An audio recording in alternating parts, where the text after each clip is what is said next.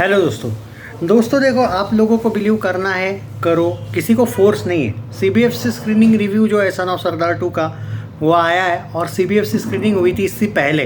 अब आप बोलोगे कि पहले क्यों हुई थी? पहले इसलिए भी हुई थी इसकी सीबीएफसी स्क्रीनिंग क्योंकि इनको डाउट था कि क्योंकि देखो एक कम्युनिटी पे फिल्म है तो कोई इधर उधर के जोक्स तो नहीं थे इस फिल्म में, तो ऐसा कुछ नहीं है। और इसको सेंसर सर्टिफिकेट भी यूए 16+ मिला था, अगर मैं सही हूँ तो। आई होप सो कि मैं सही हूँ, क्योंकि यूए 13+ या यूए 16+ शायद कुछ मिला था।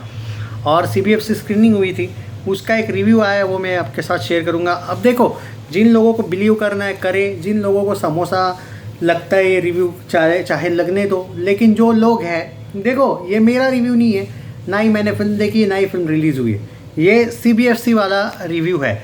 तो इसमें जिनको बिलीव करना है वो डेफिनेटली ये फिल्म का रिव्यू देखें, क्योंकि क्या है, मैं उन लोगों को नहीं प्रूव करना चाहूँगा कि भाई ये रियल है, कर लो बिलीव, यही है ना। जिनको है बिलीव वो करेंगे, जिनको नहीं है ना करो, कोई प्रॉब्लम नहीं। क्योंकि क्या है, अब आया है रिव्यू तो देना मेरा काम है। CBFC screening review son of सरदार 2 का कहते हैं भाई, एक ने दिया है 3.5 रेटिंग। पहले मैं रेटिंग बता देता हूँ। एक ने दिया है 4 रेटिंग, एक ने दी है 2 रेटिंग, एक ने दिया है 4.5 रेटिंग। अब क्या क्या किसने क्या क्या कहा है, मैं पूरा का पूरा डिटेल नहीं बताऊंगा कि क्या क्या कहा है। बड़े बड़े रिव्यूज़ आए हैं। तो सबसे पहले मैं 2 रेटिंग वाले रिव्यू की भी बात करूंगा। मैं शॉक्ड हूँ इस रेटिंग से। पर अब जो है वो ये उन्होंने कहा है कि this story is cringe and this is not, मतलब एक तरीके से इन लोगों ने कोई ऐसा स्पेशल नहीं बताया है। मुझे तो हेट वाला रिव्यू ज़्यादा लगता है। उन्होंने सिर्फ ये कहा है कि सन ऑफ सरदार 1 की तुलना में सन ऑफ सरदार 2 कुछ भी नहीं है, पर पर्टिकुलरली स्टोरी के बारे में कुछ भी नहीं कहा है। मुझे तो पर्टिकुलरली हेट लग रहा है ये रिव्यू। और ये मैं बार बार बोलते आया हूँ कि ये रिव्यूज़ आपको देखने को यूट्यूबर्स की तरफ से भी देखने को मिलने वाले, क्योंकि वाईआरएफ ने और धड़क 2 वालों ने, धर्मा प्रोडक्शंस ने बहुत ज़बरदस्त वाला पैसा खर्चा करके रखा है कि किसको बदनाम करना है, किस फिल्म को लुढ़काना है। वो तो आप बहुत ज़्यादा समझदार हो। अब इसमें रियल है ये रिव्यू या नहीं पता नहीं, लेकिन वो कहते हैं कि इस फिल्म में सोनाक्षी सिन्हा लीड रोल ही डिज़र्व करती थी और स्टोरी जो है वो कोई ज़रूरत नहीं थी स्कॉटलैंड ले जाने की, ऐसा उन्होंने कहा है। और बहुत ही कुछ कहा है।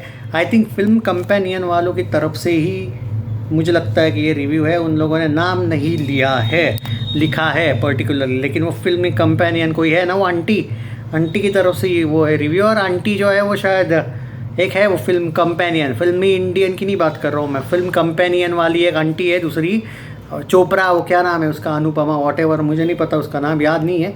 किसी की तो वाइफ है वो, बॉलीवुड डायरेक्टर प्रोड्यूसर की है, या कोई क्रिटिक या जर्नलिस्ट की कुछ है, वो अनुपमा चोपड़ा है क्या मालूम, कोई तो है भाई। वो भाई बहुत हेट करती भी है वैसे भी, तो छोड़ ही दो। पर उसका एक रिव्यू था, उन्होंने 2 रेटिंग दिया है। अब आई डोंट नो, अब इतना प्रोफेशनल रिव्यू आया तो ये रियल रिव्यू भी हो सकता है, मतलब सीबीएफसी स्क्रीनिंग हुई थी। दूसरा एक रिव्यू जहाँ पे उन्होंने 4.5 रेटिंग दी है, उन्होंने कहा है it's a must watch family entertainer, no vulgar jokes, no vulgar scenes of kissing and all, the film is terrific, nice, outstanding, but the one thing of this film, the song is not up to the mark. And बाकी उन्होंने सिर्फ आधा star cut किया है सिर्फ songs की वजह से। बाकी उन्होंने कहा है कि रवि किशन नेल्ड इस कैरेक्टर। तुम्हें इस चीज़ पे डाउट होगा कि रियल जो मेन हीरो है अजय देवगन, उनको भी वो पछाड़ देते हैं रोल में, ऐसा उनको कहना है कि सबसे जो एंटरटेनिंग कैरेक्टर है जस्सी से भी ज़्यादा रवि किशन ने अपनी छाप छोड़ी है।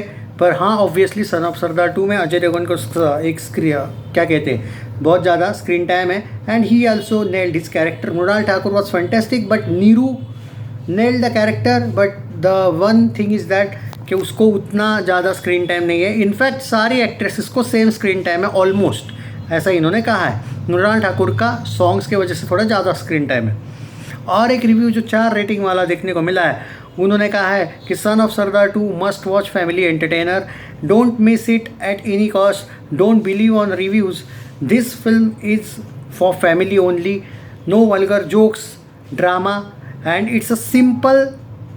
उन्होंने कहा है कि थोड़ा क्लाइमैक्स में आपको रोना भी आ जाएगा, इस टाइप की ये फिल्म है। देखते हैं भाई, आगे चल के पता चल ही जाएगा रियलिटी क्या है। और एक जो रिव्यू था उसके बारे में बात करते हैं। Son of Sardar 2 is a surprise package, those who are saying this is compulsory sequel, no not at all, it's a well planned film.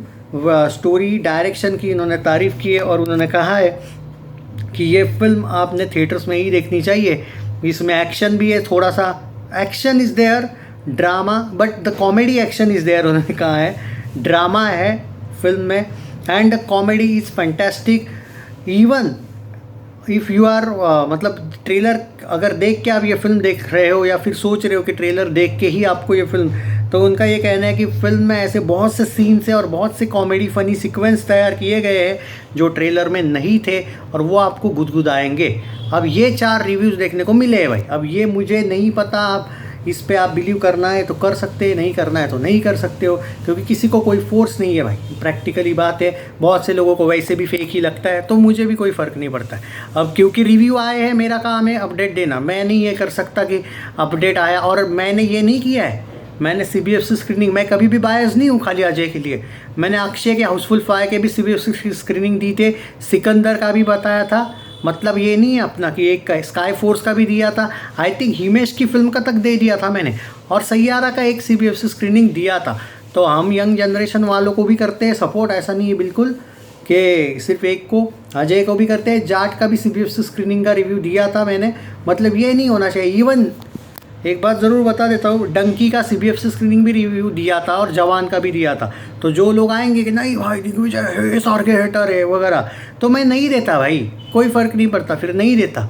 ऐसा नहीं है भाई, अपना यही है फंडा कि सबको करो सपोर्ट, और थोड़ा बहुत कॉर्पोरेट चलता है, ये प्रूव हो गया भाई। मेरे लिए सच्चे दिल से बोलता हूँ, SRK के लिए भी अब इज्जत, और आमिर के लिए भी, जो लोग सितारे ज़मीन पर बेवजह का ब्लेम कर रहे थे ना, उनके लिए भी इज्जत बढ़ गई भाई। YRF के देखने के बाद मेरे मन में सबके लिए इज्जत आ गई भाई। YRF जैसा कॉर्पोरेट बुकिंग इस दुनिया में, पूरी दुनिया में कोई नहीं कर सकता। करण जौहर भी उनके सामने बच्चा है, और वो कौन है तुम लोगों का फेवरेट मैडॉक फिल्म्स वाला दिनेश विजन, अरे वो भी पानी नहीं मांगता इसके सामने भाई।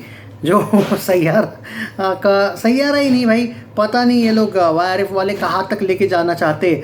मैं एक बात कहूँगा कि भाई इतना ही अगर जलना है ना वो YRF वालों को पूरी दुनिया पे, तो मैं काम करो ना भाई, एक ऐसी फिल्म बनाओ जिसमें 3000 करोड़ ही डाल दो कि भाई 3000 करोड़ हो गया हमारा कलेक्शन।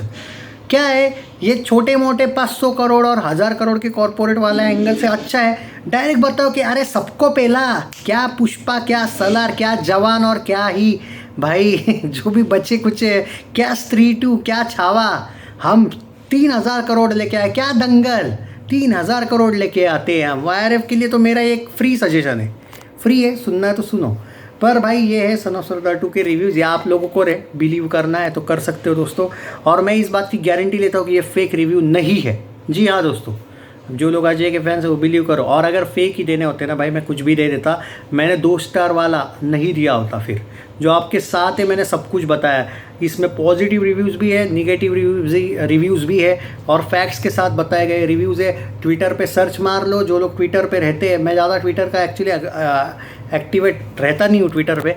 बहुत से लोगों ने मुझे फोर्स किया था कि भाई सन ऑफ सरदार 2 को इग्नोर मत करो, कम से कम इसका जो अर्ली रिव्यू आया है उस पर बात ज़रूर करना, और ये 2 दिन से आए थे। Take care.